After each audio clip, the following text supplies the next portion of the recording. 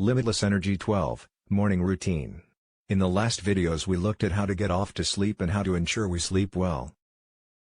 That's one part of the story, but what comes next is waking up the next day. How do you ensure you can spring out of bed and get lots done? How to wake up full of energy. Now you know how to get to sleep, the next question is how you wake up. This is the key piece of the puzzle that most people overlook when it comes to sleeping well. But having a good night's sleep does not necessarily mean you'll be able to wake up easily too. Too many of us wake up feeling groggy, lethargic and tired, and as a result we waste the first half of the day.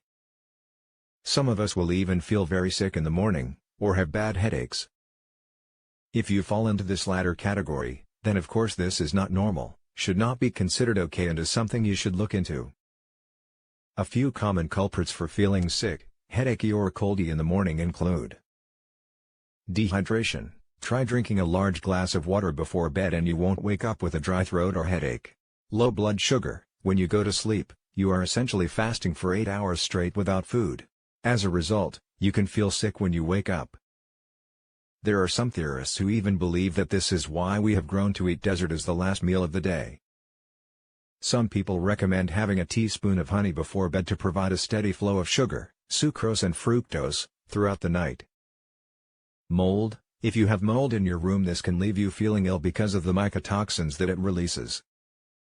Other signs of mold include a musky smell and damp air. If you notice these things, it can be worth getting a remediation company in. Even if you can't see mold, it can sometimes be building up underneath the floorboards or behind the paint in your rooms. Allergies. If you're waking up hoarse with a headache, then allergies are a common cause. Even if you don't think you have any allergies, remember that they can come on at any point during your lifetime, and as such you may have developed hay fever or similar. Sleep apnea. Sleep apnea is a condition that causes you to wake up for brief spells during the night because you stopped breathing. In some cases this is due to a blocked passage, obstructive apnea, but in others it may have no cause. The best way to diagnose this is to film yourself sleeping, ask a friend to watch you, or potentially visit a sleep clinic. Either way, you might be prescribed a CPAP, continuous positive airway pressure, device which can prevent the problem. If you address all these factors, then you should find you start feeling much fresher and more energetic in the morning. Something else that can help is to look into getting a daylight lamp. These are lamps that emit a light wave very similar to the sun and which will gradually get brighter in the morning. This can help to gradually nudge you out of a deep sleep rather than waking you in the deepest stages of sleep. At the same time, these lamps can help to combat mild cases of SAD, seasonal affective disorder, which is a condition that leaves people feeling tired, lethargic and even potentially depressed during the darker winter months.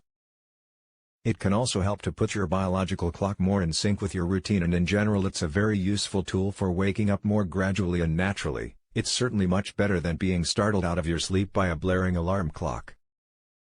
And another trick you can use that's slightly controversial for waking up in the morning is to use your phone. A lot of people will tell you not to use your phone in the morning to get up, but if you're someone who struggles to wake up in the morning, it can actually be useful. The idea here is to set yourself to receive something you're looking forward to in the morning. Subscribe to some good RSS feeds, for instance, or join a community on a subject you're interested. What this does then is give you a motivation to sit up just a little first thing in the morning to grab your phone. If you can motivate yourself to do just that little bit and to start reading, you'll find that you gradually come around. Finally, you might also consider using a fitness tracking device that offers sleep tracking. A great example of this would be the Jawbone Up. This device has a great feature, which is to wake you up out of a light sleep by watching your movement during the night. You set an alarm, say for 7 a.m., and it waits for a moment near then when you're in light sleep rather than deep sleep. It might go off at 6:30 for instance, or 6:45, but never after 7 a.m. What this means is you're now waking up out of light sleep instead of a heavy sleep, which helps to prevent sleep inertia. In theory, you should be much more awake. Sleep trackers can be great for improving energy in other ways too. While the Microsoft Band lacks this particular feature, it also has a constant heart rate monitor which allows you to measure your heart rate throughout the night. This gives a much more accurate measure of your sleep as well as your calories burned, and that in turn will allow you to run experiences to see which sleeping strategies are the most effective for helping you get properly rested. Watch Limitless Energy 13.